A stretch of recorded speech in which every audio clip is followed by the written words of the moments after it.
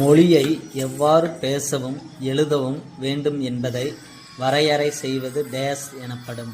இலக்கணம். தமிழ் மொழியின் இலக்கண வகைகளின் எண்ணிக்கை டேஸ் 5. ஒலி வடிவமாக எழுதப்படுவதும் வரி வடிவமாக எழுதப்படுவதும் டேஸ் எனப்படும். எழுத்து. உயிருக்கு முதன்மையானது டேஸ் காற்று.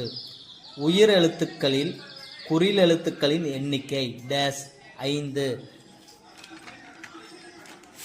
உயிர் எழுத்துக்களில் நெடில் எழுத்துக்களின் எண்ணிக்கை டேஸ் 7. குறுகி ஒலிக்கும் எழுத்துக்கள் டேஸ் குறில் எழுத்துக்கள். நீண்டு ஒலிக்கும் எழுத்துக்கள் டேஸ் நெடில் எழுத்துக்கள். எழுத்தை உச்சரிக்க எடுத்துக்கொள்ளும் கால அளவை கொண்டே டேஸ் வகைப்படுத்துகிறோம். குறில் நெடில்.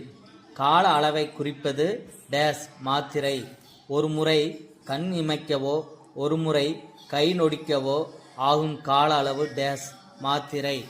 குறில் எழுத்தை ஒலிக்கும் கால அளவு ஒரு மாத்திரை.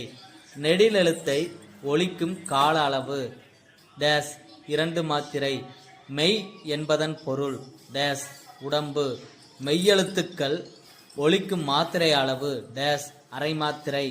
மெய்யெழுத்துக்களின் எண்ணிக்கை டேஸ் 18. மெய்யெழுத்துக்கள் 18உடன் உயிரெழுத்துக்கள் 12 சேர்வதால் தோன்றும் உயிர்மெய் எழுத்துக்களின் எண்ணிக்கை டேஸ் 216. உயிர்மெய் எழுத்துக்களின் வகைகள் டேஸ் 2.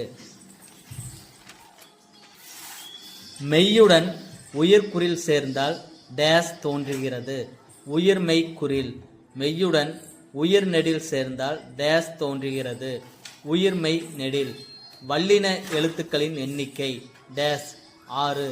மெல்லினம் எழுத்துக்களின் எண்ணிக்கை டேஸ் 6.